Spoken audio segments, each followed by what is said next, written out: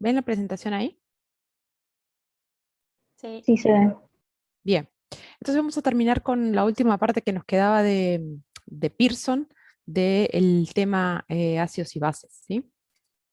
Habíamos visto la clase pasada la clasificación de ácidos y bases de Pearson, en realidad la definición de Pearson de ácidos y bases, que como habíamos discutido no era una definición nueva, sino era simplemente una clasificación de los ácidos y bases de Lewis, que de una manera nos permitía predecir hacia dónde se iban a dar determinadas reacciones ácido-base de Lewis en definitiva, ¿sí? Según esa clasificación de ácidos y bases duros y blandos, ¿sí? Habíamos visto que los ácidos duros eran aquellos que eran cationes pequeños, muy polarizantes, muy cargados, mientras que los ácidos blandos eran aquellos cationes más grandes, con muchos electrones del final de la serie de transición, con nubes electrónicas polarizables, y las bases duras eran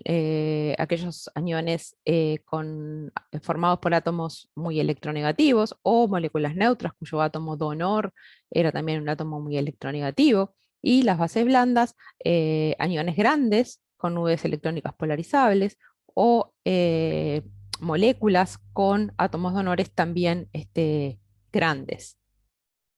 Bien, entonces, el principio de Pearson le indica que la dirección en la que se va a dar una reacción, la dirección termodinámicamente favorable, va a ser aquella en la que se dé la interacción, ya sea blando-blando o duro-duro. Eso es lo que dice el principio de Pearson. ¿Sí? Habíamos visto en esta reacción de aquí arriba que teníamos el fluoruro de metilmercurio para resonar con el sulfuro ácido, ¿sí? Y lo que teníamos que hacer era identificar en cada uno de esos reactivos cuál era la base y cuál era el ácido, y en este caso habíamos clasificado eso, los ácidos y las bases en duros y blandos. Entonces en el fluoruro de metilmercurio tenemos el catión metilmercurio, que es un ácido blando por definición, ¿sí? Y la base fluoruro, que es una base dura, así que tenemos una interacción en blando-duro. En el sulfuro ácido tenemos el protón, que sería el ácido en este caso, que es un ácido duro, y el sulfuro, que sería una base blanda, ¿sí? Porque el sulfuro es un anión relativamente grande, eh, con una carga suficientemente importante como para que sea un anión polarizable, ¿sí? Tenemos una interacción entonces duro-blando. En los productos tenemos el sulfuro de metilmercurio, ácido blando con base blanda, y el fluoruro de hidrógeno, ácido duro con base dura. Entonces, el principio de Pearson indicaría que esa reacción se va a dar en esa dirección. En esta reacción, todo muy fácil. Tengo blando, duro, duro, blando, y del otro lado, blando, blando, duro, duro. No tengo duda hacia dónde está desplazada esa reacción. Pero en la mayoría de las reacciones no es tan fácil saber si el ácido o la base es realmente tan dura o tan blanda, y en muchos casos algunas están clasificadas como intermedia, entonces no sabemos dónde ponerlas. Y por lo tanto, para predecir el sentido de una reacción de metátesis o intercambio como esta que estamos mirando, más que clasificar los ácidos y los bases en duros y blandos, lo que tenemos que hacer es comparar. Buscar cuáles son los ácidos y cuáles son las bases, ver cuál es el ácido más duro y cuál es la base más dura y cuál es el ácido más blando y por lo tanto la base más blanda, y ver en qué lado, si en los reactivos o en los productos, está el aducto formado por el ácido duro con la base dura o el ácido blando con la base blanda. Por ejemplo, en esta de acá abajo tenemos sulfuro de cobre 1 reaccionando con óxido de cobre 2. ¿Cuáles son los ácidos ahí?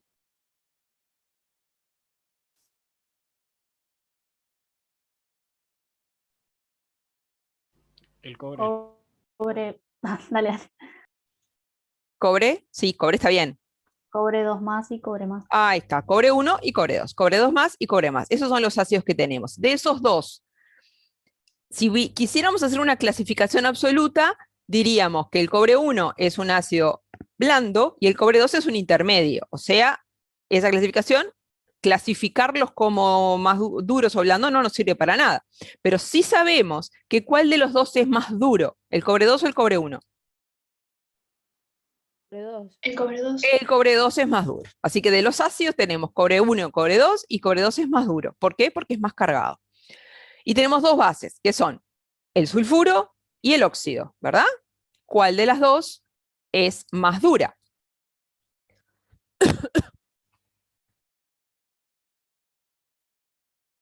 ¿Cuál es más dura? El óxido, ¿verdad? ¿Sí? Es más chico, el átomo es más electronegativo y más chico, así que claramente va a ser más duro el anión óxido que el anión sulfuro. ¿Sí? Entonces, dijimos que el catión cobre 2 era el más duro, ¿sí? El ácido más duro. Y el anión óxido era la base más dura. Entonces, el aducto formado por el catión cobre 2 con la base óxido va a ser un aducto estable, ¿sí? O sea, este que tenemos acá en los reactivos. Y lo mismo si miramos del lado blando. El catión cobre 1, que era el más blando de los dos, el aducto más estable lo va a formar ¿con cuál de las dos bases? Con la base más blanda, que era el sulfuro. O sea, el sentido de esta reacción es hacia la izquierda. ¿Se entendió? La clasificación absoluta no me sirve comparar los ácidos que tengo, ¿sí? Y ver de qué lado de la reacción, si en los reactivos son los productos, van a estar formando el aducto más estable, o sea, el duro duro o el blando blando. Lo mismo acá, en la de abajo. Tenemos cloruro de hierro 3, ¿sí? Y cianuro de hierro 2.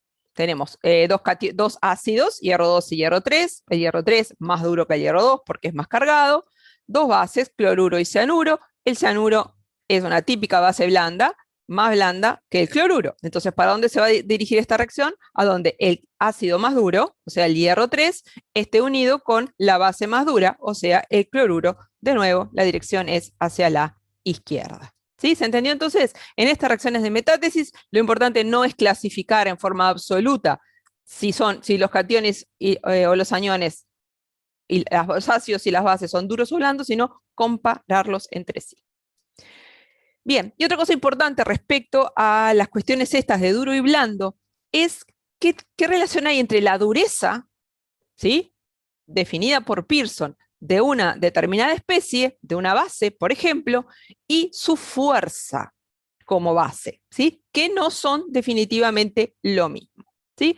Habíamos dicho, nosotros cuando hablamos de la fuerza de los ácidos y las bases, que en el caso de Lewis siempre teníamos que decir contra qué ácido, ¿sí? Entonces, voy a decir que una base es más fuerte frente a un ácido que frente a otro si la constante de formación del aducto correspondiente es más favorable hacia ese ácido que hacia ese otro, ¿sí? Por ejemplo, tenemos la base hidróxido, ¿sí? Frente al ácido protón, vemos que tiene un pK muy negativo, o sea, es una base fuerte frente al ácido protón, ¿sí? El fluoruro frente al ácido protón tiene un pK que es negativo, o sea, es una base relativamente fuerte, pero mucho menos fuerte que el hidróxido. ¿Se entiende? Y podría hacer la misma comparación, pero diciendo, quiero ver la fuerza frente al ácido metilmercurio. La base hidróxido frente al ácido metilmercurio es una base muy fuerte porque tiene un pK muy negativo. La base fluoruro frente al ácido metilmercurio es una base pobrecita, fuertecita, si quieren, ¿sí? Mucho menos fuerte que el hidróxido. ¿Sí? ¿Se entiende lo de la fuerza? Entonces, ahí tengo que decir frente a qué ácido estoy enfrentando esa base para decir es más fuerte o menos fuerte. O es fuerte o no es fuerte. Por ejemplo, el yoduro respecto al ácido protón es una base recontra débil. ¿Por qué? Porque tiene un pK que es positivo, ¿sí? Sin embargo, frente al ácido metilmercurio es una base relativamente fuerte. Eso respecto a la fuerza, que ya lo hemos visto, ¿sí? La fuerza va a estar determinada por la estabilidad del aducto que se forma, ¿sí? Cuanto más desplazada a la derecha esta reacción, por tanto, mayor sea su constante de formación, la formación del aducto, más fuerte va a ser ese ácido respecto a esa base o al revés. Pero ahora vamos a ver qué pasa con la dureza o la blandura, como lo quieran ver. Habíamos visto que la dureza de una base estaba determinada por la constante de la reacción de esa base con metilmercurio respecto a protón, ¿sí? Y habíamos dicho que si una base tenía formaba un aducto más estable con metilmercurio que con protón, íbamos a decir que era una base blanda. Y si una base determinada formaba un aducto más estable con protón que frente a metilmercurio, entonces íbamos a decir que es una base dura. Entonces, mirando los valores de los pKs de formación de los aductos correspondientes, ¿el anión hidróxido es una base dura o blanda?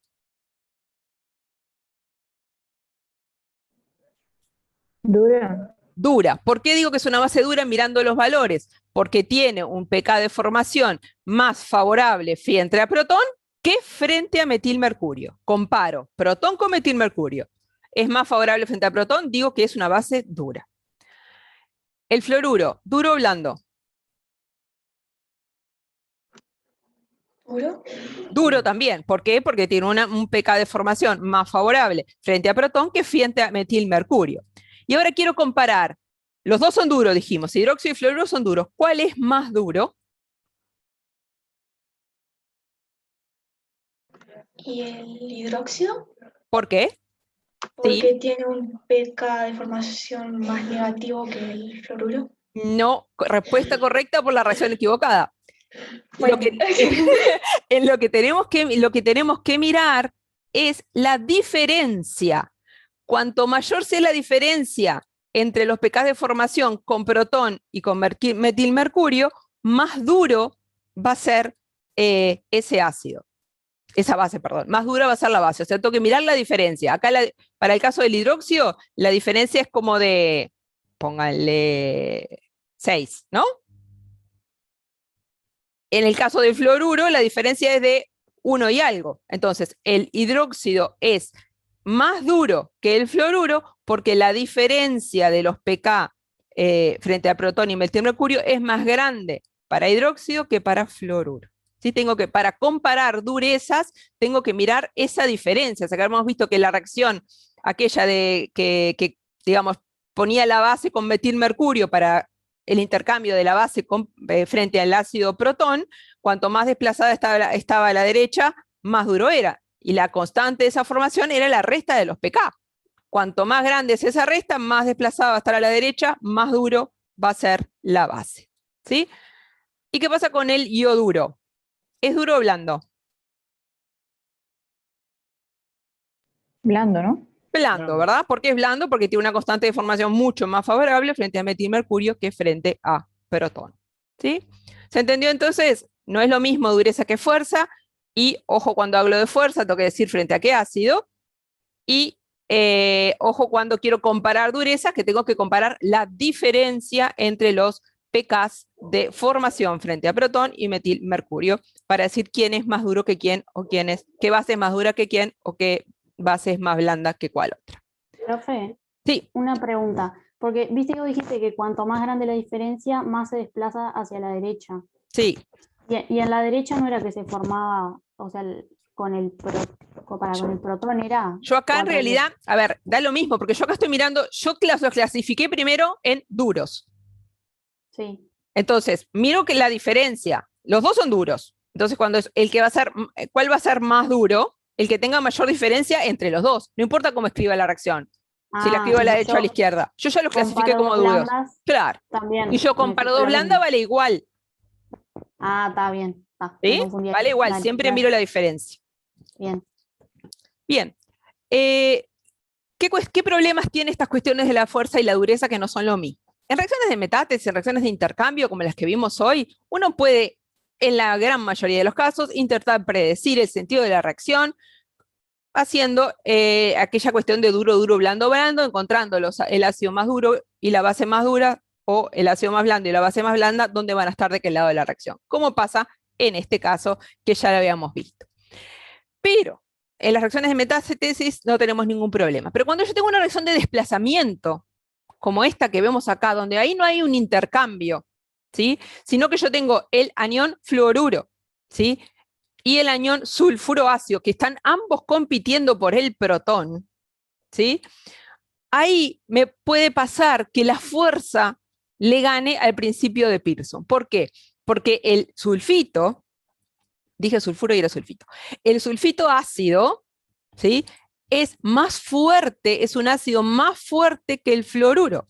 Entonces, ¿sí?, esta reacción, por más que la interacción duro-duro esté hacia la derecha, va a estar desplazada hacia la izquierda, ¿sí?, porque el sulfito no va a querer soltar el protón, ¿sí?, porque es una base más fuerte que el fluoruro. El sulfito es una base más fuerte que el fluoruro, entonces no le va a querer transferir su protón, por más que Pearson diga que esto debería venir para otro lado. Entonces, bárbaro el principio de Pearson, nos permite predecir un montón de cosas, las reacciones de metátesis, nos permite predecir solubilidades de las sales, nos permite predecir cómo van a estar los elementos en la naturaleza, muchísimas, muchísimas cosas. Es requete contra útil, pero como siempre tiene alguna limitación. A veces la fuerza de la base le gana a el principio duro-bluro, blando-blando. No quería terminar esta clase sin que tuvieran eso en cuenta. Muy bien, respecto a la bibliografía, capítulo 5 de ácidos y bases del manual de apoyo, presten atención porque, como les dije alguna vez, hay algunos errores. El otro día en la consulta algunos compañeros me dijeron que había otro ciclo termodinámico que tenía un error.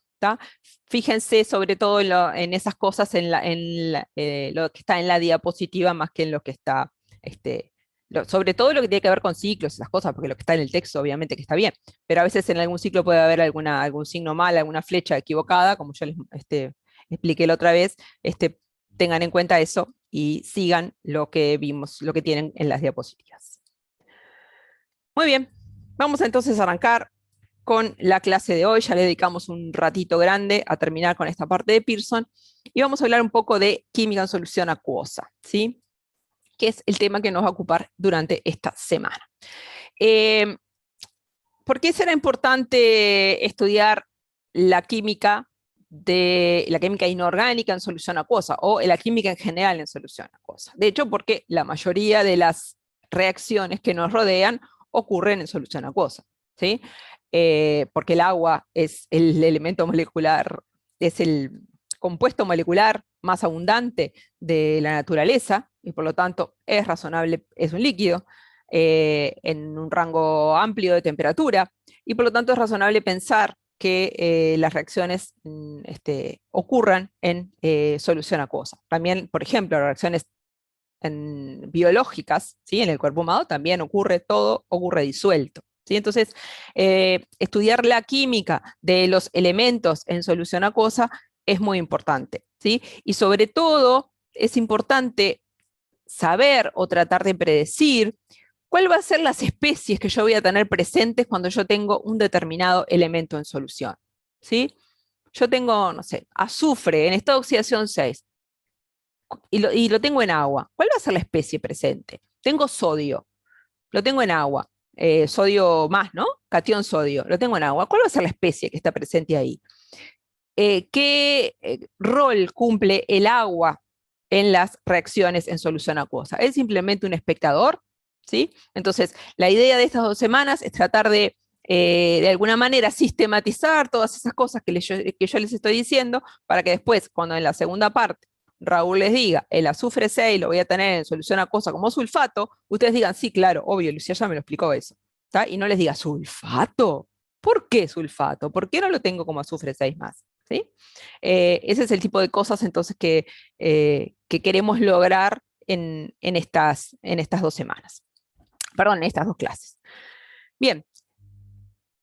Y para estudiar la química en solución acuosa, lo primero que tenemos que ver es cuál es, tratar de alguna manera de vislumbrar cuál es la función del agua como disolvente, ¿sí?, de esas reacciones que ocurren en solución acuosa, ¿sí?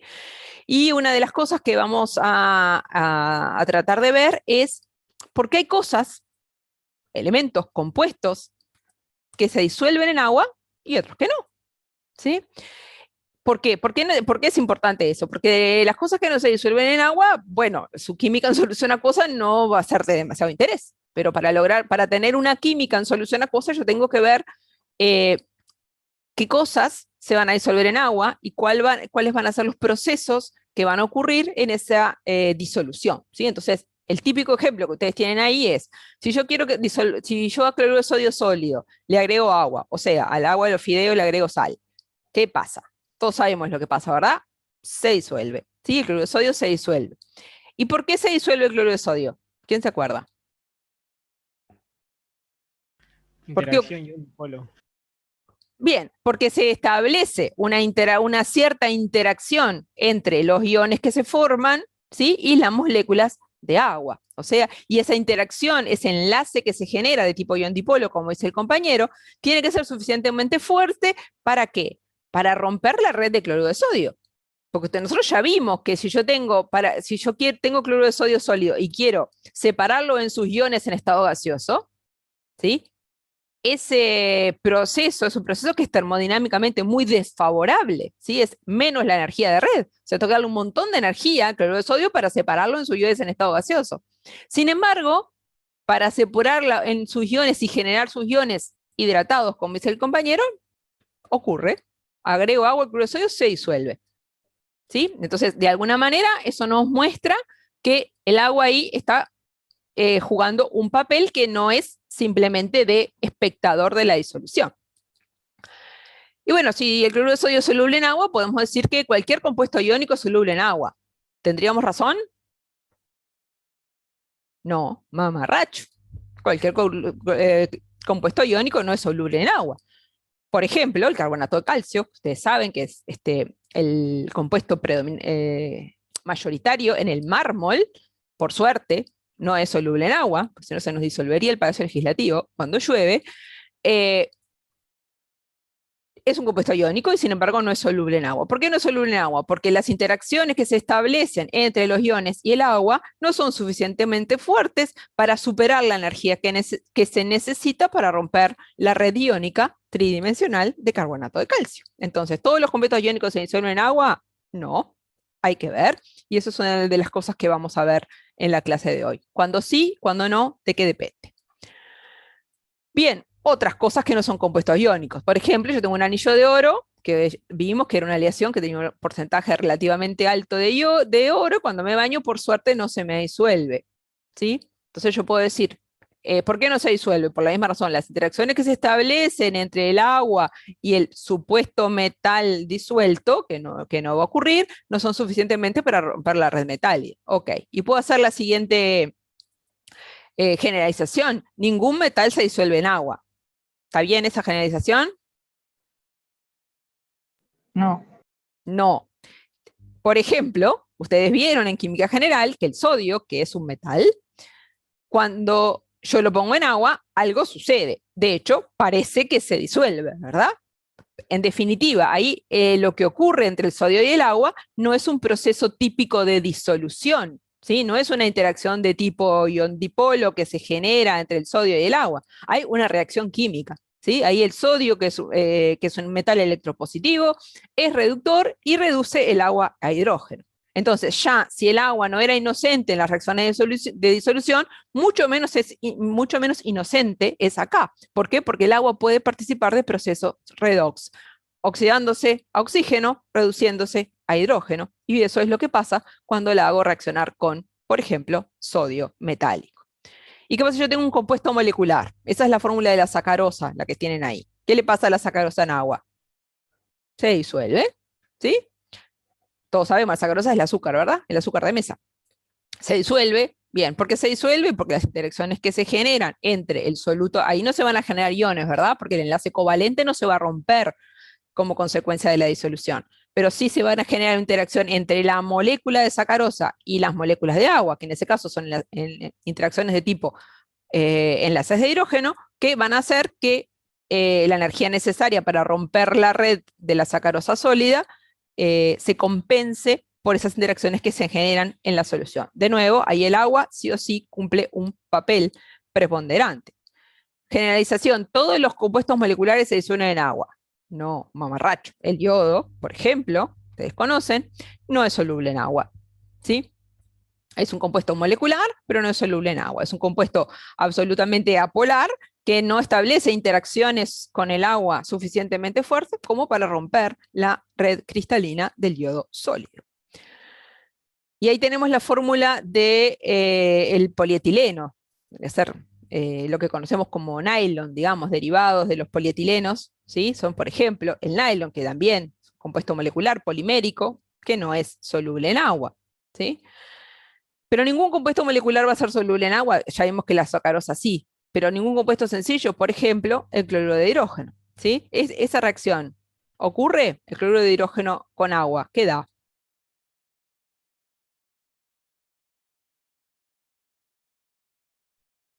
¿Qué pasa si yo hago pasar una corriente de cloruro de hidrógeno por agua? ¿Se forma qué? Sí, que se forma que algo que conocemos todos, que está en cualquier laboratorio que se precie de sal, de tal, digo. Se forma una solución de ácido clorhídrico, ¿verdad? La reacción de cloruro de hidrógeno con agua da ácido clorhídrico. Entonces, la disolución de cloruro de hidrógeno en agua no solo da lugar, el agua, digamos, no solo produce la disolución del cloruro de hidrógeno, sino que además produce su ionización completa. Y lo que yo voy a tener en una solución de cloruro de hidrógeno en agua es protones y cloruros. ¿Por qué? Porque el ácido clorhídrico es un ácido fuerte. Entonces, además, desde el punto de vista redox, como vimos en el caso del sodio, el agua tampoco va a ser inocente porque también puede actuar desde el punto de vista ácido-base, como en el caso que estamos viendo de la disolución del cloruro de hidrógeno, ¿sí? Así que estas cuestiones con el agua no son tan fáciles, hay cuestiones ácido-base que tenemos que considerar, hay cuestiones redox, hay cuestiones que tienen que ver con la solubilidad, etcétera, ¿sí? Vamos a tratar entonces de dar un pantallazo de todas estas cuestiones. Vamos a hablar un poco del agua, cosas generales que todos ya sabemos. Rapidito, el agua está formada por un átomo de oxígeno y dos de hidrógeno. En una geometría tiene dos pares de electrones no enlazantes sobre el átomo de oxígeno. En una geometría de los pares electrónicos de tipo tetraédrica, que da lugar a una geometría de la molécula de tipo angular, ¿sí? Con un ángulo de aproximadamente 104,5 grados, o sea, aproximadamente un poquito más chico que el correspondiente a un tetraedro, como ustedes ven ahí. Como todos sabemos, el agua es una molécula polar.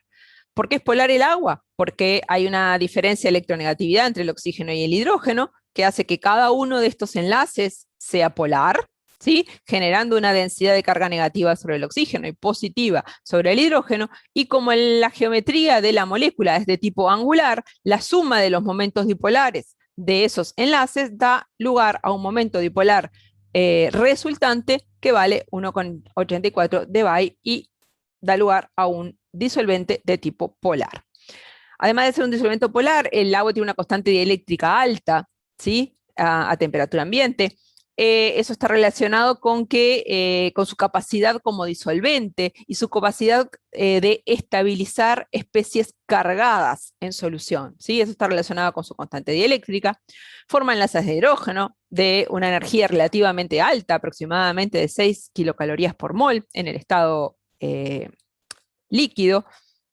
Los enlaces de hidrógeno se forman por esa distribución de cargas que habíamos visto, ¿sí? Que estaba relacionada con la diferencia de electronegatividad entre el oxígeno y el hidrógeno. Sufre, como ya todos sabemos, reacciones de autoionización como disolvente, con una constante de 1 por 10 a la menos 14, una constante relativamente baja. O sea, cuando yo tengo agua, la mayoría va a estar como H2O, ¿sí? Pero va a haber una cierta proporción que va a estar como ion hidróxido o protón hidratado, como está acá, hidronio. Y además sabemos que el agua, desde el punto de vista ácido-base, tiene un comportamiento Anfoter, ¿sí? Puede actuar tanto como ácido como base, ¿sí? Todas estas cosas ya las sabíamos del agua, algunas ya las sabíamos desde la escuela, yo creo, ¿sí? Y otras un poco más recientes, ¿sí? Pero no podemos hablar del agua sin hablar un poco del hielo, ¿sí? El hielo es tiene una estructura cristalina, algo vimos en el estado sólido muy particular, ¿sí? Donde hay una red muy fuerte de enlaces de hidrógeno. Eso es lo que caracteriza a la estructura del hielo. Tiene varias formas polimórficas, la más estable es esta que se llama la isobache, ¿sí? En esa forma polimórfica, cada átomo de oxígeno está rodeado en una geometría tetraédrica por 4 vecinos, ¿sí? Ese tetraedro no es regular, por supuesto, porque de esos 4 hidrógenos, va a haber dos que están unidos por enlace covalente y otros dos que en realidad corresponden a enlaces de hidrógeno, ¿verdad? Por ejemplo, este oxígeno de acá tiene estos dos enlaces covalentes y después está unido por enlaces de hidrógeno a los otros dos. Sin embargo, en el hielo, ¿sí? Esa diferencia, si uno mide las energías de enlace en la estructura cristalina del hielo, no se ven tan claramente. O sea, la estructura es suficientemente compacta como para que las distancias de enlace sean relativamente parecidas, a pesar de que algunas corresponden a enlace covalente y otras corresponden a enlaces de hidrógeno.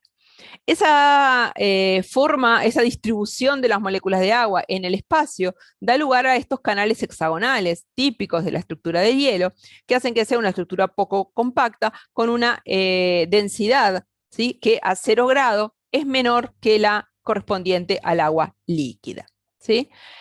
La formación de enlaces de hidrógeno en la estructura de isobache da lugar, además de los canales hexagonales, a una estructura de este tipo en capas, ¿verdad? Donde tenemos esta especie de sillas, que son los canales hexagonales, que están unidos todos entre sí en una capa, y unida por enlace de hidrógeno, otra capa acá abajo, con las mismas sillas, digamos, correspondiente a estos hexágonos, ¿sí? Bien, cuando el agua se funde, cuando el hielo se funde, perdón, a 0 grado, aproximadamente el 50% de los enlaces de hidrógeno se mantienen en el agua líquida, ¿sí? Pero esa estructura de canales hexagonales, ¿sí?, esa estructura no compacta, de alguna manera se pierde, ¿sí?, y se empieza a acercar las distintas moléculas de agua, haciendo que a 0 grado la densidad del agua sea mayor que la del hielo, la densidad del agua líquida sea mayor que la del hielo. La agitación térmica, a medida que aumenta la temperatura, hace que esa estructura se haga cada vez más compacta, o sea, cada vez se empieza a coalescer más, a romperse esos canales hexagonales, ¿sí?, por la ruptura de enlaces de hidrógeno, lo que hace que la densidad aumente con el aumento de la temperatura hasta 4 grados, que se llega al máximo, y luego la propia agitación térmica empieza a romper los enlaces de hidrógeno, ¿sí?, lo que hace que la densidad vuelva a disminuir, ¿sí? En el agua líquida, las aguas, como dijimos, están formando todavía enlaces de hidrógeno entre sí, y la distribución de los enlaces de hidrógeno no es homogénea a lo largo del océano del líquido, ¿sí? Se forman lo que se llaman acúmulos de agua, o lo que dice ahí formación de especies poliméricas, moléculas de agua que quedan unidas entre sí por enlaces de hidrógeno y, por decirlo de alguna manera, como que se mueven juntas, ¿sí? Pero lo importante de la estructura del agua líquida, y que es muy importante para su comportamiento como disolvente, es que es una estructura altamente dinámica, como dice ahí. O sea, esos enlaces de hidrógeno se están formando y rompiendo todo el tiempo, y esos acúmulos van cambiando de más aguas a menos aguas, etcétera, etcétera. Eso mismo va a suceder en las moléculas de agua cuando yo tenga, por ejemplo, un ion disuelto, ¿sí? Lo que voy a generar va a ser una estructura que va a generar un ordenamiento alrededor del ion, pero de todas maneras va a haber mucho movimiento, ¿sí?, y mucha dinámica en esas moléculas de agua. Bien, ahora que hablamos un poquito entonces de las generalidades del agua, que necesitamos saberlas sí o sí para ver las reacciones en solución acuosa, vamos a ver qué tipo de reacciones en solución acuosa vamos a ver en estas clases. Vamos a ver primero cómo son los procesos de disolución de sales, ¿sí? ¿Por qué? Porque a nosotros nos interesa saber, como dijimos, cuáles van a ser las especies que voy a tener presente, por ejemplo, de un determinado ion en solución, en determinadas condiciones, y para eso lo primero que tengo que hacer es lograr que ese ion esté en solución, ¿sí? Disolverlo, y para eso tengo que ver cómo ocurre el proceso de disolución de compuestos iónicos, ¿sí? En ese proceso de disolución, como por ahí ustedes me dijeron, se van a formar especies de interacción entre los iones y las moléculas de agua, ¿sí?, que es lo que vamos a llamar acuoiones, ¿sí? Y vamos a estudiar cómo es ese proceso de hidratación de los iones desde el punto de vista molecular, y como reacciones de esos acuoiones vamos a estudiar las reacciones de hidrólisis y las de polimerización, ¿sí? Toda esa parte de la estabilidad de los acuoiones son el tipo de reacciones ácido-base que van a sufrir los iones en solución, ¿sí? Pero también, como dijimos, el agua es activo desde el punto de vista redox. Así que hay reacciones redox que se van a dar con el agua como disolvente, que también las vamos a estudiar en la última parte de la clase que viene.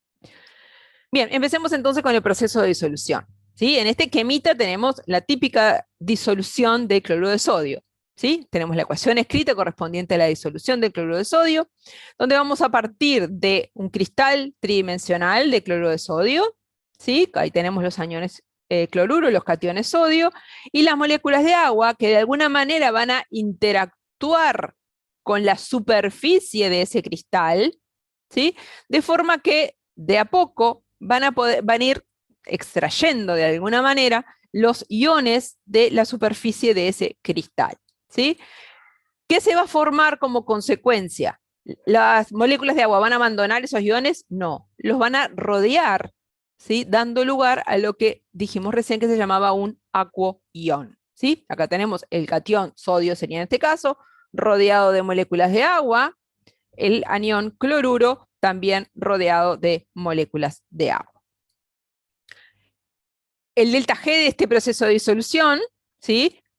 Como corresponde, va a estar como cualquier delta G, ¿no? El delta G0 proceso de disolución va a tener dos términos, el término entrópico y el término entálpico, ¿sí?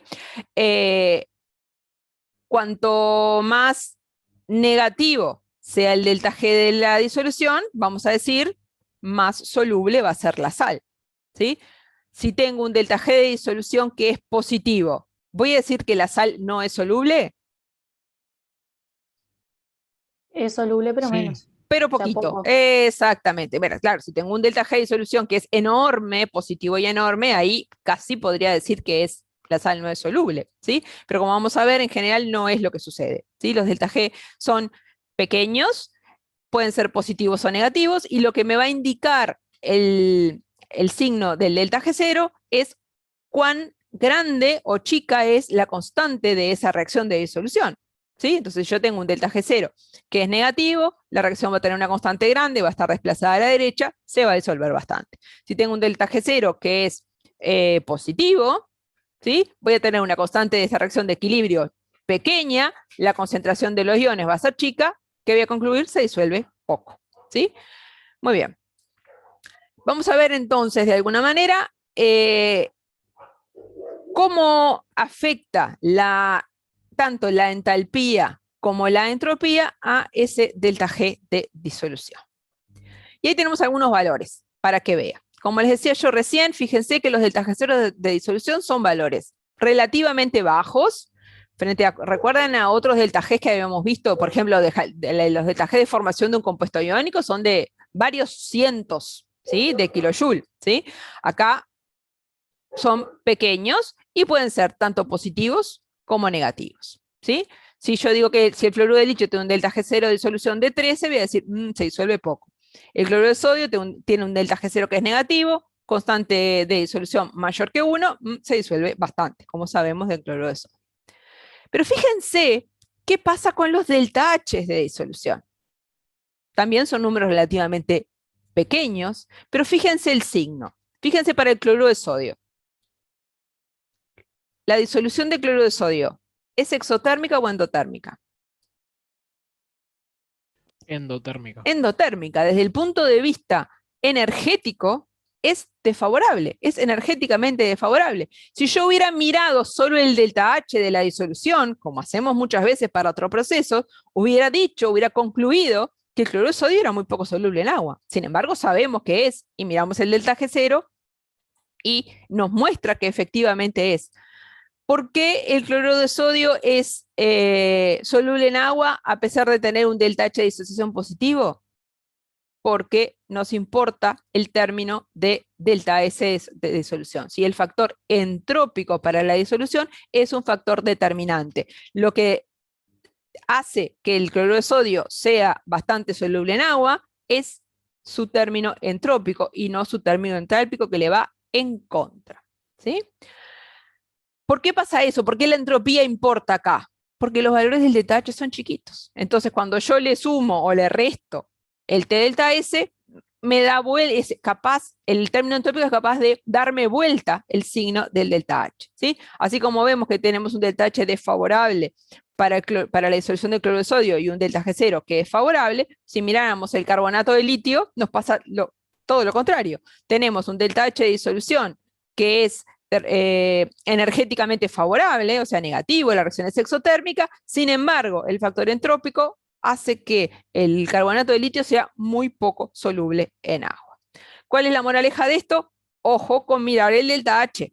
Para los procesos de disolución no es posible sacarnos de encima el término entrópico. Tenemos que mirar las dos cosas.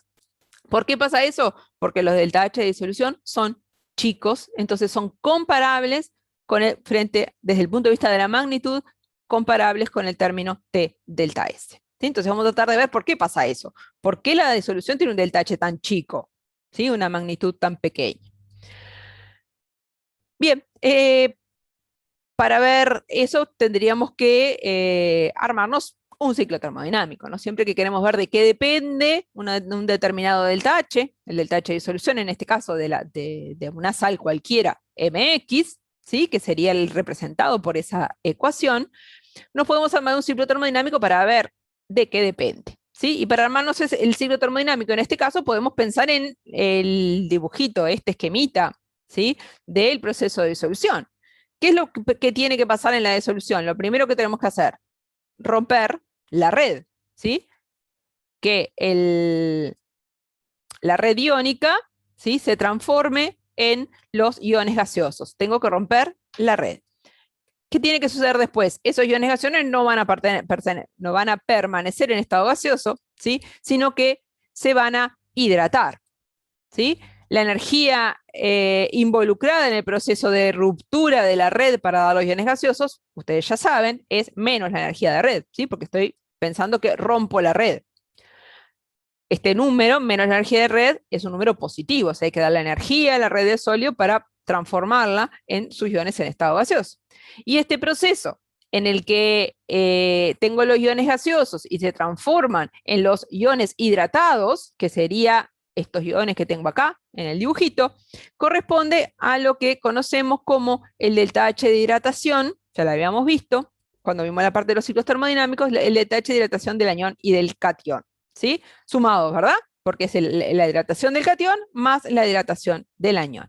En definitiva, el delta H de disolución lo podemos calcular como la energía de red menos la energía de red más el delta H de hidratación del catión más el delta H de hidratación del anión. Entonces, en definitiva, tenemos que ver cómo es la energía de red y cómo son esos delta H de hidratación para tratar de explicar por qué los delta H de disolución son magnitudes relativamente pequeñas. Y fíjense, ahí tienen números. Tenemos el menos energía de red, por eso está positivo, porque es lo que va sumado acá, ¿sí? Y los delta H de hidratación de anión y catión. Ahí cuando pongo delta H de hidratación corresponde a la suma, como vimos en el ciclo termodinámico, del catión y del anión. Si miramos los números, lo primero que salta a la vista es que son magnitudes relativamente parecidas, ¿sí? Todos andan en las cientos de kilocalorías, ¿sí?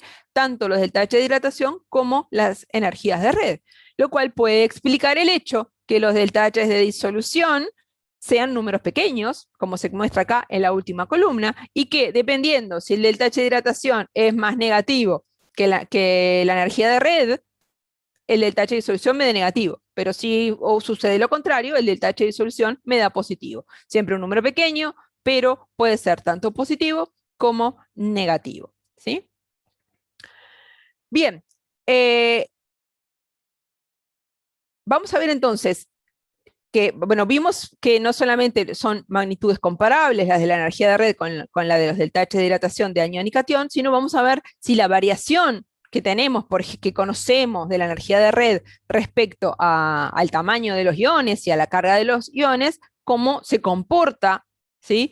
El delta H de hidratación frente a esas mismas variables. Y eso nos muestra claramente esta gráfica, ¿sí? Donde tenemos la energía de red, ¿sí? Que es la barra oscura, verde oscura, los delta H de hidratación, que es la barra verde clara, y esto que está acá contra el piso pegado, son los delta H de disolución, que ya vimos, son los números chiquititos que habíamos visto en la última columna, ¿sí? ¿Qué podemos ver? Lo que vimos cuando lo vimos en forma numérica, ¿sí? Que son magnitudes comparables para una determinada sal, ¿sí? Los deltaches de dilatación y las energías de red son comparables entre sí, pero además vemos en este caso que la variación respecto, por ejemplo, al radio es bastante similar. Acá tenemos todos iones con la misma carga. Pero, por ejemplo, acá tenemos fluoruro de litio contra fluoruro de sodio. Comparamos la energía de red, el sodio es más grande, la energía de red sería menos negativa. ¿Sí? Acá está, como está graficado el valor absoluto, lo que tenemos es un valor absoluto menor. Y fíjense con lo que pasa en el deltache de hidratación, lo mismo. ¿Sí? Sigo, para el fluoruro de potasio, lo mismo. ¿Sí? Ahora, anión cloruro, que es más grande que los fluoruros, de vuelta. La misma tendencia en las energías de red que en los deltaches de hidratación. ¿Sí? Entonces, no solamente son de magnitudes comparables, sino su relación con, por lo que vemos por lo menos acá, con el tamaño del ion es bastante similar. ¿Sí? Bien, vamos a tratar de alguna manera entender por qué pasa eso, ¿sí? ¿Por qué los deltaches? Porque ¿por qué la energía de red depende del radio del anión y del cation? Ya lo sabemos. Vamos a tratar de entender por qué el detache de hidratación del anión y del cation también depende del radio y, como vamos a ver más adelante, también de la carga, ¿sí? Ahí tenemos entonces descrito el delta G del proceso de hidratación que queremos estudiar, ¿sí? Tenemos los iones gaseosos, los iones acuosos, y ese delta G de hidratación es la suma de los delta G de hidratación del anión y del cation, siempre juntitos, porque siempre están juntos el anión y el cation. El proceso de hidratación, si lo queremos ver, lo vamos a ver con más detalle más adelante, desde el punto de vista molecular, es lo que está representado en este esquema que está acá. Vamos a tener el cation, ¿sí? Que es un ion de carga positiva, lo podemos representar como una carga positiva, que va a establecer una interacción de tipo ion-dipolo con el dipolo del agua. ¿Con qué parte del dipolo en el caso del cation? Con el oxígeno, ¿verdad? Porque es la parte que tiene densidad de carga negativa del agua. Y en el caso del anión, ¿con qué parte del dipolo del agua se va a establecer esa interacción? Con el protón, ¿sí? Con el hidrógeno del agua, que es quien tiene densidad de carga positiva. En definitiva, voy a tener los iones rodeados de un cierto número de moléculas de agua que, en definitiva, están estableciendo una interacción entre ese ion y el dipolo, ¿sí? Interacción que podemos considerar de tipo fundamentalmente electrostática en muchos casos, pero como vamos a ver más adelante, también en otros va a tener cierto carácter covalente, ¿sí? Y ahí les puse un mentillo para que no fuera tan aburrida la clase. ¿Qué dice? Espérense que acá. Dice, la formación de un acuaión, o sea, ese proceso que acabamos de escribir, es una reacción. Ácido base de Bronsted, ácido base de Lewis o redox. Todo suyo.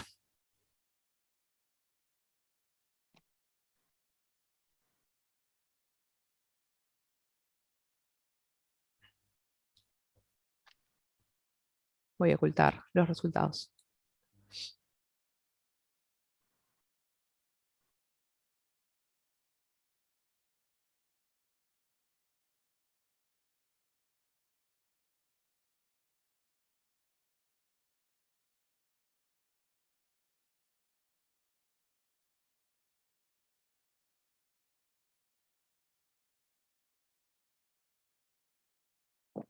$25 votos. Estábamos teniendo. Ya puedo mostrar los resultados. A ver, 30 votos. Bien. Parece haber ganado por goleada, que es una reacción ácido-base de Lewis, lo cual es correcto. Vamos a volver a mirar los esquemitas que teníamos, que estaban en la diapositiva. Esperen que voy a cerrar esto. A ver si podemos explicar por qué es una u otra. Bien. La mayoría de ustedes respondieron que la formación del acuaión, o sea, la formación de esta especie, por ejemplo, era una reacción ácido-base de Lewis. ¿Por qué? ¿Quién se anima a argumentar? ¿Quién es la base? ¿Quién es el ácido?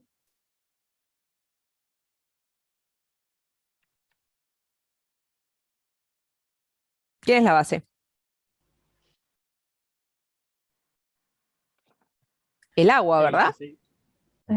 El El que tiene agua Exactamente, el agua es la base que aporta ahí su par de electrones para interactuar con el ácido, que sería el ion metálico. Metálico en este caso, o el anión en este caso, ¿sí? La formación entonces del acuión es una reacción ácido-base de Lewis con el agua que actúa como base y aporta ahí su par de electrones. En el caso de la formación del anión, quien aporta los electrones es el anión, es la base, los aniones son bases de Lewis, y el ácido de Lewis sería el agua en ese caso. ¿Por qué no es una reacción ácido-base de Bronsted? ¿Qué tiene que suceder para que una reacción la podemos clasificar como una reacción ácido-base de Bronsted? Se tendrían que intercambiar los protones. Se tenían que intercambiar los protones y ahí no se intercambia ningún protón, ¿sí? No hay intercambio de protones, así que no es una reacción ácido-base de Bronsted. ¿Y por qué no es una reacción redox? ¿Alguien cambia de esta oxidación ahí? No cambia la Nadie cambia, exactamente, nadie cambia de esta oxidación, ¿sí? El ion gaseoso era +1 y acá sigue siendo +1 y lo mismo el anión. Si nadie cambia esta oxidación, el agua tampoco, por lo tanto no es una reacción redox. Es la formación de, entonces, de los acuoiones, es una reacción ácido-base de Lewis y el resultado es la formación de un aducto de Lewis, que sería el acuoión. ¿Por qué digo todo esto? Porque para la formación del aducto de Lewis se tiene que formar un enlace. ¿Sí? Habíamos dicho que se formaba un enlace entre la base de Lewis y el ácido, ¿verdad? El LUMO del ácido y el HOMO de la base van a interactuar para formar un enlace. ¿Por qué me importa eso? Porque si se forma un enlace, la hidratación de iones va a ser un proceso que desde el punto de vista del ΔH va a ser termodinámicamente favorable. Siempre que se forman enlaces, siempre que se establecen interacciones, es un proceso energéticamente favorable. Cuando se forma un compuesto iónico, la energía de red es negativa, es un compuesto que es un proceso que es termodinámicamente favorable, ¿sí? Libera energía. Cuando se forma un enlace covalente, ¿sí? También se libera energía. ¿Sí? En este caso se forma un aducto de Lewis llamado acuoión, también se libera energía. Los ΔH, entonces, para los procesos de hidratación son siempre negativos. Es un proceso que es, desde el punto de vista termodinámico, favorable. ¿Sí? Muy bien. Vamos a ver entonces de qué depende ese valor de ΔH, a ver si nos damos cuenta. Habíamos visto en la gráfica anterior que parecería depender de alguna manera del tamaño. Entonces vamos a comparar acá tenemos los primeros tres, ¿sí? Que tenemos los fluoruros de litio, potasio y rubidrio. Lo único que cambia acá es el tamaño. Fíjense, aumenta el tamaño del catión. ¿Qué le pasa al ΔH de hidratación? Se hace cada vez menos negativo. O sea, parece, por esto que se ve acá, depender inversamente del tamaño, ¿sí? Y vamos a ver qué pasa con la carga en los últimos tres. Tenemos, esto no lo habíamos visto, ¿verdad? Tenemos los tres cloruros y lo que cambia acá es la carga del catión, ¿sí? Fíjense lo que pasa con los ΔH de hidratación. Al aumentar la carga del catión, el proceso se hace cada vez más favorable. En definitiva, el ΔH de hidratación, como dice acá, parece depender en forma directa de la carga del catión y en forma inversa del radio. O sea, cationes cuanto más chicos y más cargados tienen ΔH de hidratación más negativos, ¿sí? Cationes y aniones, porque recuerden que este ΔH de hidratación corresponde a la suma de la hidratación del anión más el catión, ¿sí? Cuanto más chico y cargado, más negativo, más favorable va a ser el proceso de hidratación, ¿sí? Bien, fíjense que eso ya nos va dando la explicación de por qué, en definitiva, habíamos observado esto, ¿sí? Una variación prácticamente paralela, ¿sí? Entre la energía de red y la suma del ΔH de hidratación del anión y del catión. Porque la energía de red depende de la carga de los iones, ¿sí? Y depende inversamente de la suma de los radios. Y el ΔH de hidratación también depende de la carga del ion y inversamente de los radios del anión y del catión. ¿Alguien quiere preguntar algo? ¿No? ¿Sigo? ¿Te animas a repetir otra vez esto último del delta de hidratación, por favor? Vimos entonces, según los números de la diapositiva anterior, que el delta H de hidratación se vuelve cada vez más negativo, o sea, más favorable, cuanto más chico y más cargado son los iones. ¿Sí? Por lo que se ve acá, cuanto más chico y más cargado, el delta H de hidratación se hace cada vez más negativo. Y fíjense que el efecto de la carga es enorme respecto al efecto del radio, ¿sí? Acá tenemos un cambio en el radio que produce, ¿verdad?, una disminución de los delta H de hidratación, porque el radio aumenta, disminuye el delta H de hidratación en valor absoluto, pero acá que aumenta la carga, el delta H de hidratación aumenta en forma muy importante, ¿sí? Por eso es que el delta H de hidratación depende en realidad muy fuertemente de la carga y también del tamaño. Esto de dónde sale lo vamos a ver un poco más adelante.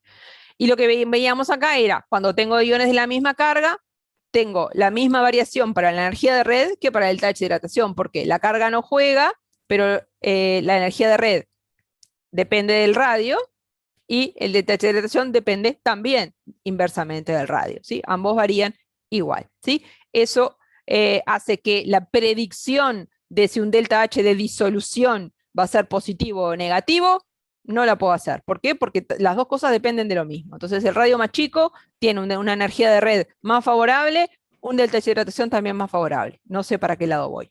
¿Sí? Ahora me quedó claro. Bárbaro. Vamos a ver qué pasa con la entropía, porque vimos desde hoy al principio que en el proceso de disolución la entropía no era una cosa que pudiéramos dejar de lado, ¿sí? Así como utilizamos este ciclo termodinámico para ver de qué dependía el delta H de la disolución, podemos utilizar el mismo ciclo termodinámico, porque la entropía también es función de estado, para ver de qué depende el delta S de disolución, ¿sí? Va a depender de, por un lado, el delta S, que yo le puse de red ahí por llamarle de alguna manera, el delta S correspondiente a la ruptura de la red, a eso me refería, ¿sí? Y por otro lado, el delta S correspondiente a la hidratación de los iones, ¿sí? En definitiva, el delta S de la disolución va a ser igual a la suma de estos dos términos. A ver, vamos a tratar de pensar, antes de mirar números. ¿Qué signo les parece que tendrá este delta S de ruptura de la red? ¿Positivo o negativo? ¿Se acuerdan que el delta S era una medida, digo, la entropía era una medida del desorden, ¿verdad? Negativo. Ese sería. Positivo. Delta S sería Claro, positivo o negativo. Yo creo que positivo porque aumenta el desorden, entonces la variación es... Exactamente, aumenta el desorden, ¿verdad? Acá en el cristal iónico tengo todos los iones perfectamente ordenaditos en esa estructura tridimensional. Cuando se rompe la red, el desorden aumenta. Tengo formación de moles gaseosos, ¿sí? Por lo tanto, el delta S de ese proceso va a ser siempre positivo, ¿sí? ¿Y qué les parece cómo va a ser los delta S de la hidratación?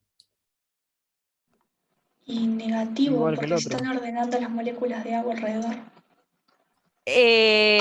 Sí, negativo, ¿verdad? No igual que el otro, negativo, porque acá se va a generar un ordenamiento. Tengo los moles gaseosos y cuando se forman los iones hidratados, las moléculas de agua se ordenan alrededor de esos iones, ¿sí? Las moléculas de agua, cuando yo considero el delta S, tengo que considerar también el agua que está ahí, ¿verdad? Las moléculas de agua del disolvente, que estaban relativamente desordenadas en aquella estructura de dinámica que describimos, se van a ordenar alrededor de los iones metálicos, dando lugar a que el delta S de hidratación sea negativo. Hay un orden mayor en los productos que en los reactivos, ¿sí? Bien, vamos a mirar los números. En definitiva, si el delta S del proceso de hidratación es negativo, el término T delta S, que es el que tenemos acá, va a ser positivo, ¿sí? Como vemos ahí. Bien.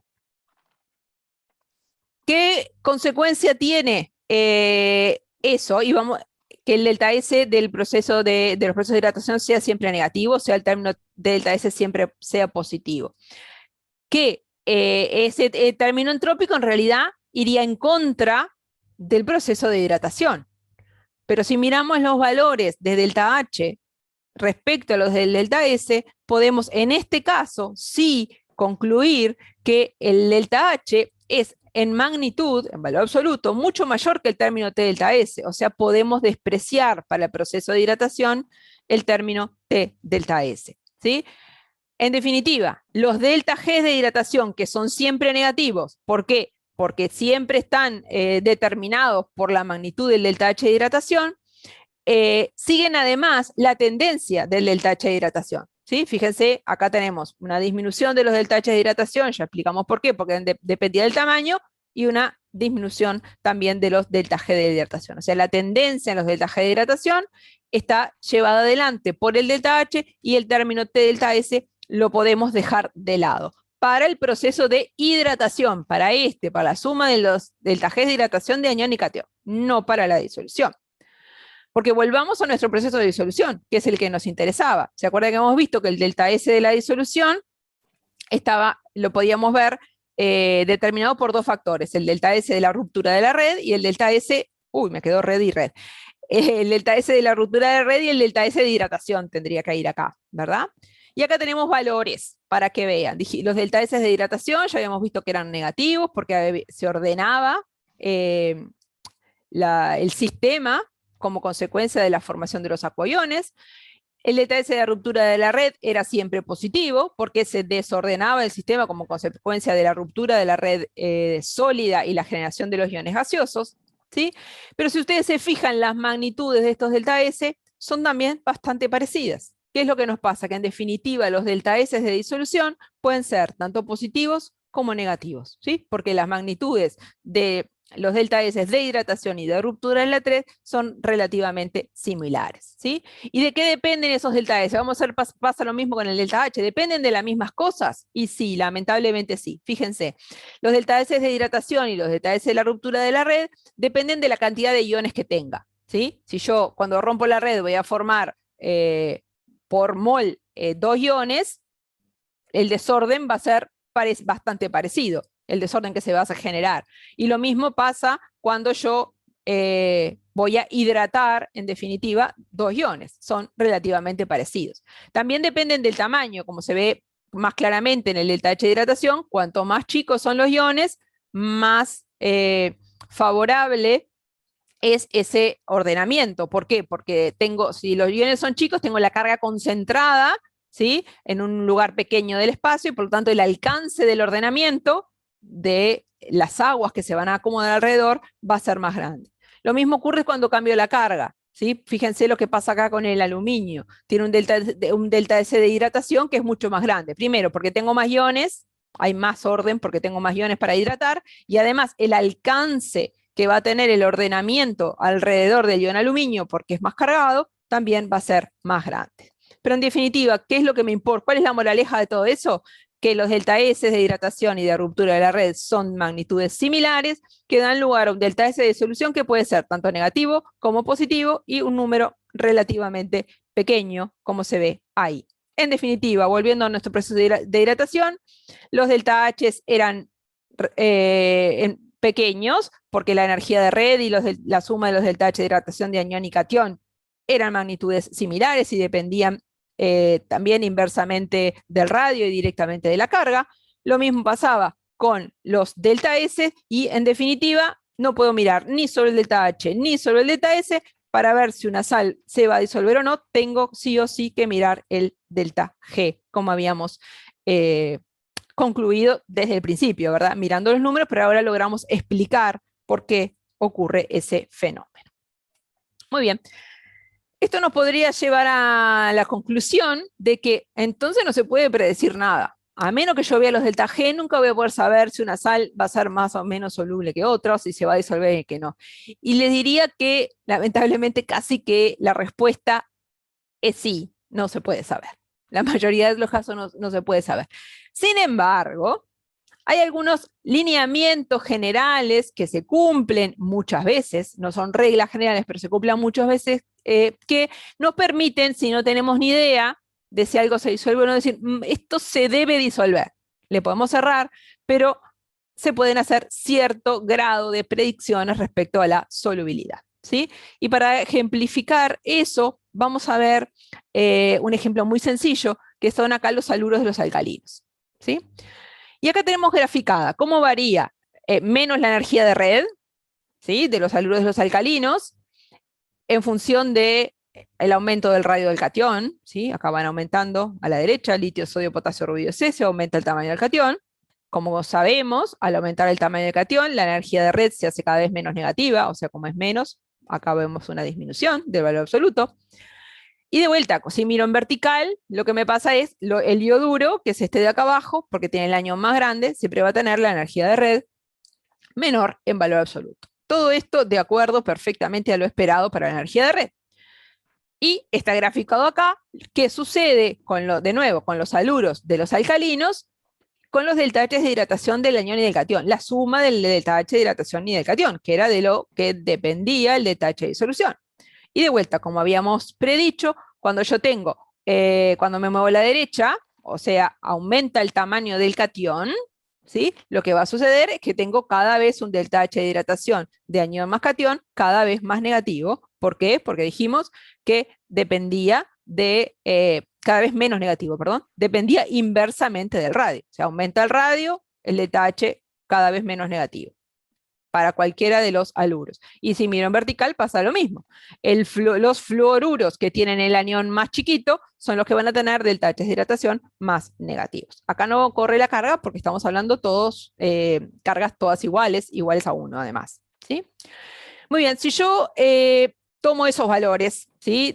Valores de energía de red y valores del delta H de hidratación de anión y catión, ¿sí? Que los puedo calcular, la energía de red la calculo con Kaputinsky, y los delta H de hidratación la calculo a partir del ciclo termodinámico, conociendo los delta H de disolución, que por supuesto los puedo medir, porque la disolución es un proceso cuyo intercambio energético puedo medir, yo llegaría a una cosa así, ¿sí? Si yo sumo esas dos funciones, sumo la energía de red, ¿sí? Matemática pura, calculo, y me da esta variación ya un poquito más compleja, ¿sí? Que la que habíamos visto. Y ustedes me podrían decir, pero ¿no acabas de decir hace 5 minutos que no podemos mirar la entalpía de la disolución, que tenemos que mirar el delta G? Y tendrían razón. Yo les tengo que decir, sí, tienen razón. Pero si hacemos este mismo procedimiento de ver cómo varía el delta S, ¿sí? En función del radio del anión y del catión, tanto para la ruptura de la red como para el proceso de hidratación, podemos hacer las cuentas, sumar todas esas funciones y fíjense lo que nos queda ahí. Ahí está graficado el delta G0 de la disolución en función de, el tamaño del radio del catión y del anión. ¿Sí? Cada una de las líneas corresponde a un haluro determinado. ¿Qué podemos ver ahí? Habíamos dicho, cuanto más negativo fuera el delta G0 de la reacción, más grande la constante de equilibrio, más soluble va a ser el compuesto. ¿Cuáles son los compuestos más solubles que podemos ver acá, donde está el círculo verde? Son los ioduro, bromuro y cloruro del catión más chiquito, litio. Cloruro, bromuro y ioduro de litio. Parece ser que son las sales más solubles porque tienen los delta G0 más negativos. Y de este lado, ¿qué tenemos acá? Rubidio y cesio, fluoruro. Fluoruro de rubidio y cesio, ¿sí? Si nosotros nos analizamos, ¿sí? Esto que son datos experimentales, ¿qué conclusión podríamos sacar? Que las sales más solubles son aquellas cuyo anión y catión tienen tamaños más diferentes, ¿sí? Fíjense lo que pasa. Acá tengo los litio como catión y los aniones más grandes. Acá rubidio como catión, rubidio y cesio, y el catión más chico, que es el fluoruro. O sea, cuanto más diferente es el tamaño del anión y el catión, parecería ser que el compuesto es más soluble. Y ocurre todo lo contrario. Cuando yo tengo un anión chiquito con un catión chiquito, este punto corresponde al fluoruro de litio, fíjense, es el menos soluble de todos, el que tiene el delta G0 más positivo, ¿sí? En el medio, por supuesto, están todos los otros cuya variación no puedo saber mucho, pero aparentemente se cumple en este caso y se cumple en muchos casos que si los tamaños del anión y el catión son diferentes, el compuesto tiende a ser soluble, ¿sí? Esto es otra forma de representar lo mismo. Acá tenemos la entalpía, pero vimos que tenía más o menos la misma forma que el delta G de disolución, y en función de la diferencia de las delta H de hidratación de anión y catión, que como dependen del radio, es lo mismo que graficar en función del radio, ¿sí? Y ahí tenemos lo mismo que veíamos. Los fluoruros de los alcalinos grandes, como los más solubles, y los ioduro, los cloruro, bromuro y ioduro del alcalino más chico, del de litio, ¿sí? El mayor diferencia de tamaño más solubilidad. Y eso se refleja en esta tabla, que es una tabla de solubilidades, ¿sí? Expresadas a 25 grados de los haluros expresadas en molal, ¿sí? Fíjense que los haluros menos solubles son el fluoruro de sodio, de litio y de sodio, ¿sí? Anión chico, catión relativamente chico. Y los haluros más solubles son los que tienen los fluoruros de potasio, rubidio y cesio, o sea, anión chico, catión grande, y los cloruro, bromuro y ioduro de litio, y un poquito también el de sodio, ¿sí? Que son catión chico, anión relativamente grande. Esto que se ve acá, acá y acá, que corresponden a los delta G ceros más negativos, delta H ceros en este caso, también se refleja en la solubilidad. O sea que esa regla funciona relativamente bien. Y nosotros cuando trabajamos en el laboratorio, en nuestro trabajo de investigación, si obtuvimos una especie que es soluble, ¿qué hacemos? Le metemos un catión bien grande, ¿sí? Trabajamos con compuestos de coordinación que ya son grandes, le ponemos un contraión que sea también grande para lograr que los tamaños sean parecidos y el compuesto sea insoluble y lo podamos sacar de la solución, ¿sí? O sea, esto que yo les estoy contando, lo utilizamos en química inorgánica todo el tiempo, ¿sí? Para poder desolubilizar o insolubilizar, como le quieran decir, nuestros compuestos, los compuestos que obtenemos, ¿sí?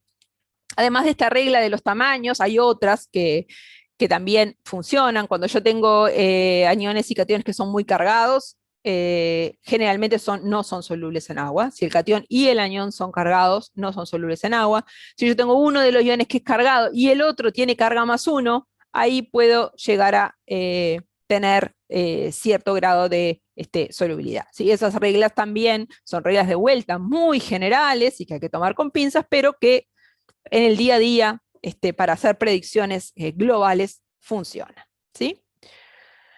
Muy bien. Terminamos entonces la parte de la disolución de sales y vamos a hablar un poco de los acuoiones. ¿Qué le pasa a los acuoiones? Porque yo disuelvo la sal, ¿sí? Y tengo la sal. Tengo la sal disuelta. Habíamos visto que los iones se hidrataban. Vamos a tratar de estudiar un poco desde el punto de vista molecular cómo es ese proceso de hidratación de iones, y después otra cosa que tenemos que saber es, ese ion que está ahí formado, hidratado en agua, ¿va a sufrir algún tipo de reacción? Por ejemplo, cuando yo cambio el pH, ¿sí? Y vamos a estudiar en ese sentido las reacciones de hidrólisis y las reacciones de polimerización, ¿sí? Vamos de vuelta entonces con el proceso de hidratación. Ya habíamos visto, ¿verdad? Que el proceso de hidratación de cationes lo podíamos considerar como la formación de un aducto de Lewis en el que el ion central es el ácido, el agua es la base en la formación de la hidratación de cationes, y se establece una interacción en principio de tipo ion-dipolo, ¿sí? Entre el ion cargado positivamente y el dipolo del agua, y lo mismo ocurre en el caso de los aniones, ¿sí? Como vamos a ver un poco más adelante, esa interacción puede llegar a tener cierto grado de carácter covalente. Cuando yo pienso en una interacción ion-dipolo, pienso en una atracción de tipo electrostática, ¿sí? Esa atracción electrostática va a estar siempre, porque el ion va a estar cargado positivamente, el catión, y el agua va a tener su dipolo, eso va a ocurrir, siempre va a haber una interacción ion-dipolo, una atracción de esas densidades de carga de distintos signos. Eso va a estar siempre.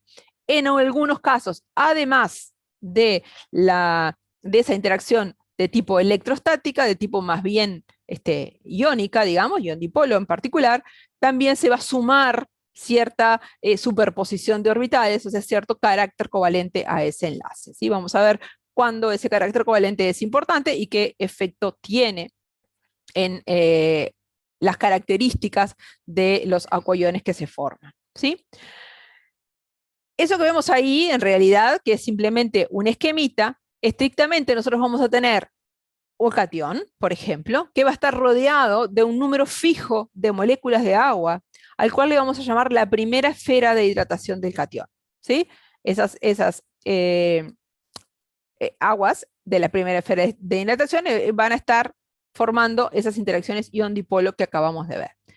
Pero esas no van a ser las únicas moléculas de agua que se van a ordenar a través de un ion. Vamos a poder encontrar en muchos casos una segunda esfera de hidratación, que va a tener un cierto número de moléculas de agua que también van a estar ordenadas ¿sí? Respecto al disolvente, ¿sí? Respecto al total del disolvente, y van a estar unidas a las aguas de la primera esfera de hidratación por enlaces de hidrógeno, ¿sí? O sea, el ordenamiento va a ser un ordenamiento de mediano alcance. En algún caso, cuando tenemos iones que son muy cargados, muy chicos y muy cargados, el efecto del campo magnético de ese ion se puede extender aún más, ¿sí? Y podemos generar incluso una tercera esfera de hidratación. En la segunda y tercera esfera de hidratación hay un gran movimiento. Ustedes no crean que las aguas están quietas así, ¿sí? Hay cierto dinamismo y cierto intercambio, formación y ruptura de enlaces de hidrógeno todo el tiempo entre las aguas de las distintas esferas de hidratación, ¿sí? Eso es importante. Bien, vamos a ver entonces cuántas aguas hay en la primera esfera de hidratación de un ion. A eso se le llama el número de hidratación, la cantidad de moléculas de agua de la primera esfera de hidratación de un ion. Acá tenemos una serie de cationes y el número de aguas de hidratación que suelen tener. Para este tipo de cationes, ¿sí? Donde la interacción va a ser fundamentalmente de tipo ion-dipolo, de tipo de atracción electrostática, la cantidad de aguas de la primera esfera de hidratación va a depender de cuántas aguas le entren alrededor al ion, ¿sí? En definitiva, va a depender de su tamaño. Entonces, si tenemos, por ejemplo, un ion pequeño como el litio, ¿sí? Se van a poder acomodar alrededor de él 4 aguas de hidratación. Si se han encontrado en alguna... Esto en realidad se mide en estructuras cristalinas de sales, donde el ion cristaliza con sus aguas de hidratación, ¿verdad? Se han encontrado la mayoría con 4, pero algunas con también algunos litios con 6, rodeados de 6 aguas, ¿verdad? El sodio, que ya es más grande, se puede rodear perfectamente de 6 aguas. El potasio, que es aún más grande, se puede rodear incluso de 8, ¿sí?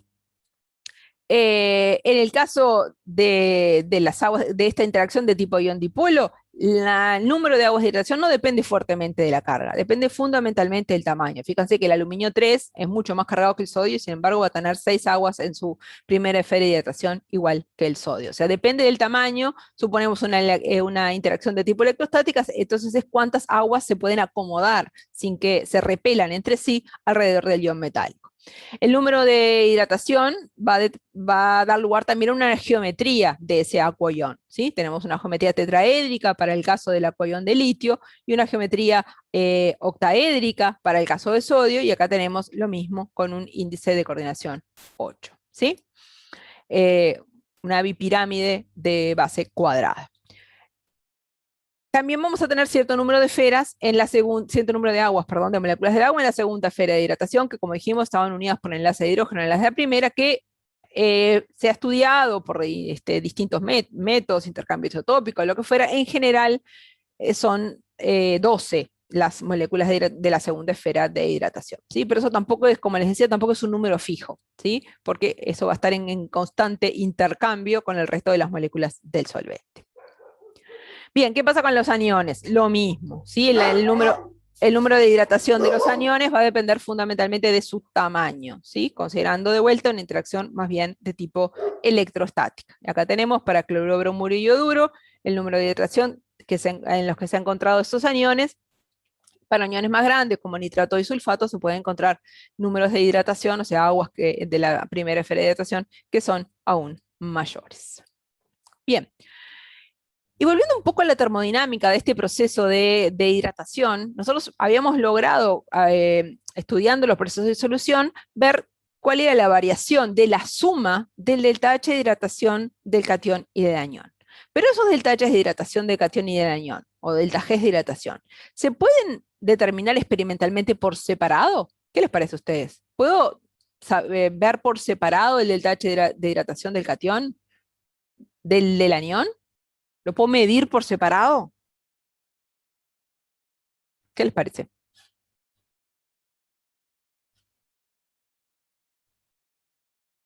Que no, porque no podés separar las cargas. Exactamente, no tengo cómo.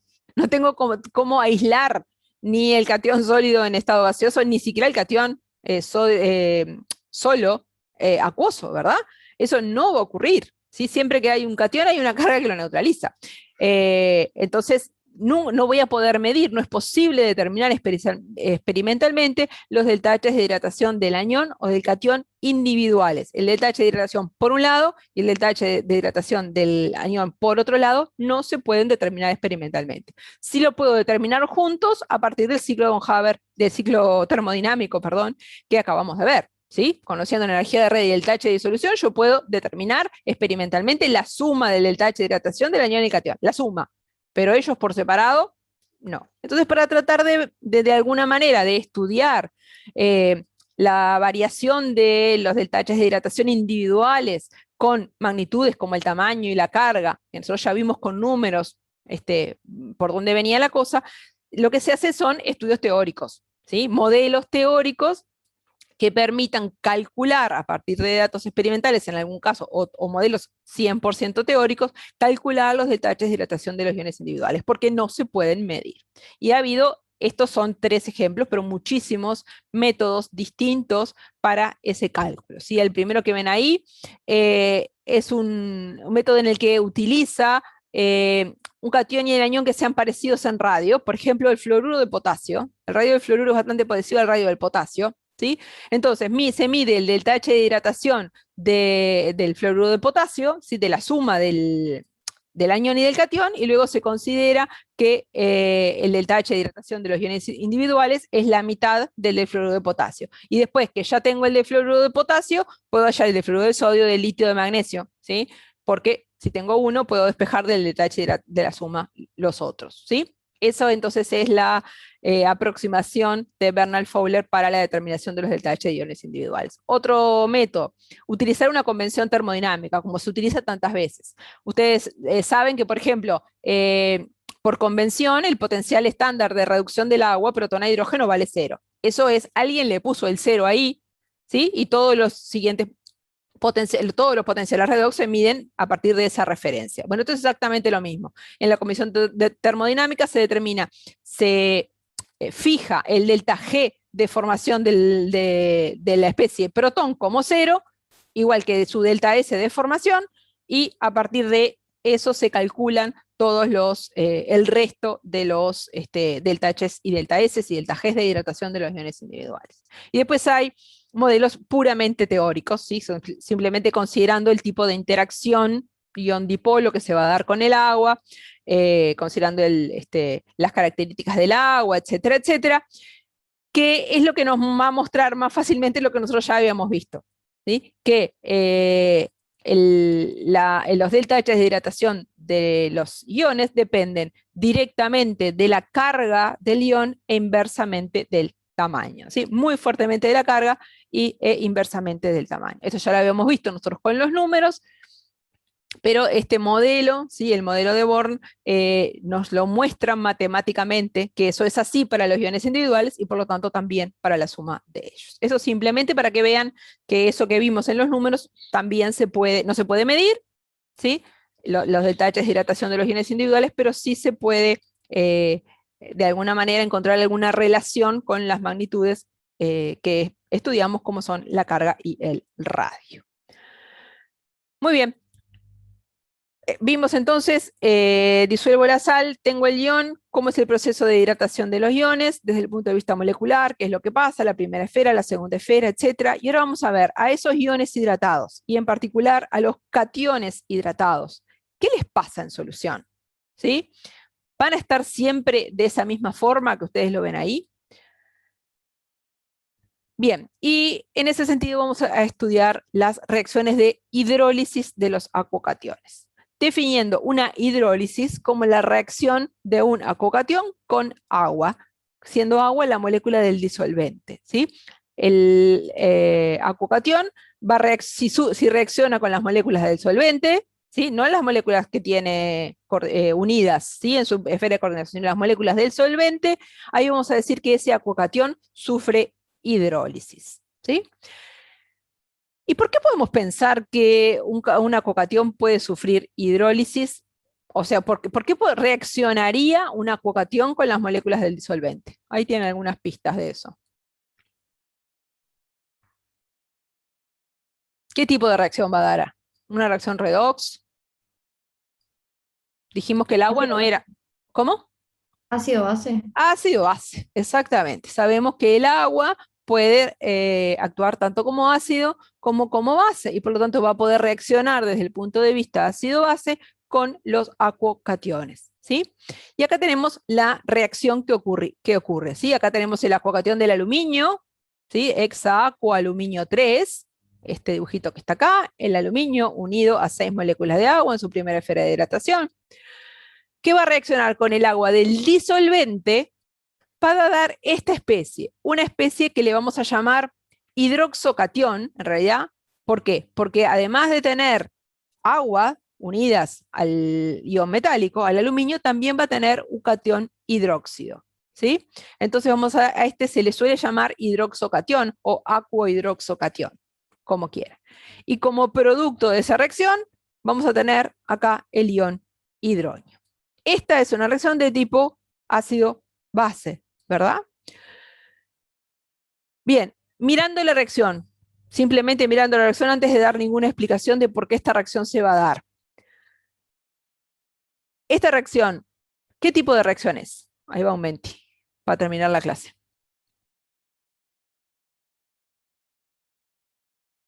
La hidrólisis de los acuocationes, esa que estaba escrita ahí, es una reacción ácido-base de Lewis, ácido-base de Bronsted o redox. Puede haber más de una respuesta correcta.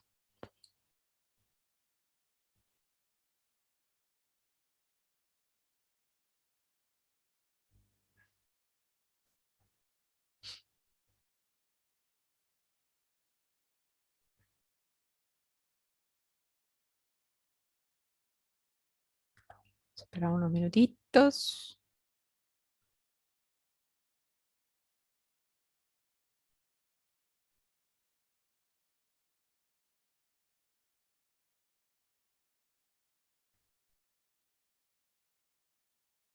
Profe, dijiste que era hidróxido acuocatión. Acuohidroxo.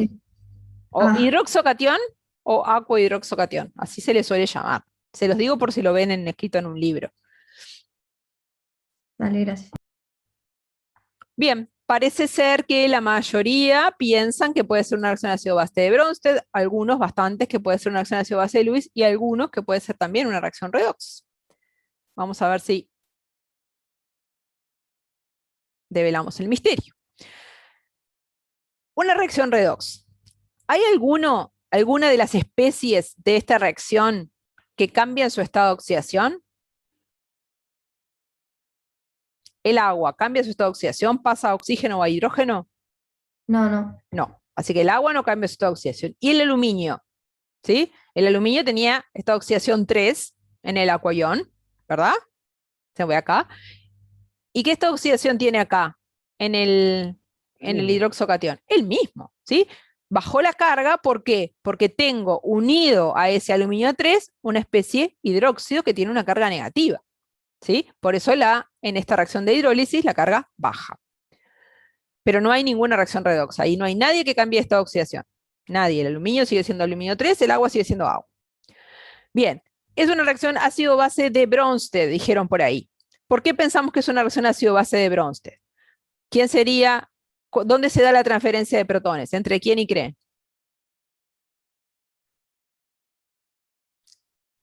El Entre agua, agua sí, el agua del disolvente, ¿qué hace? actúa como base. Actúa como base y le lleva a quién. ¿Quién le da el protón? La molécula de agua que tiene el aluminio. La molécula de agua de la primera esfera de coordinación, ¿sí? La molécula de agua coordinada al aluminio, ¿sí? O sea, la molécula de agua del disolvente actúa como base frente a la molécula de agua que está coordinada al disolvente que actúa como ácido, que le da el protón, ¿sí? En definitiva, el acuoión actúa como ácido, porque nosotros, eso es a nivel molecular, ¿verdad? Pero como especies, el acuoión sería el ácido y el agua sería el base para formar el hidroxocatión, este que tenemos acá, y el hidronio, que es el que se forma cuando el agua le roba el catión, ¿sí? Es una reacción ácido-base de Bronsted. ¿Y por qué es de Lewis?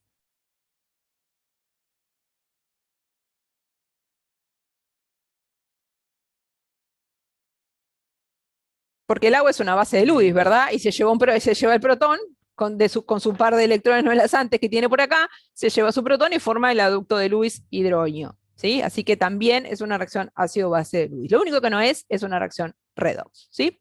Lo que vamos a ver entonces a partir de la clase próxima es por qué se da esta reacción de hidrólisis, por qué el agua del disolvente es capaz de llevarse uno o más, como vamos a ver, protones de las aguas coordinadas al acuaión. O sea, por qué el acuaión actúa como un ácido frente al agua del disolvente. Dejamos hoy por acá entonces.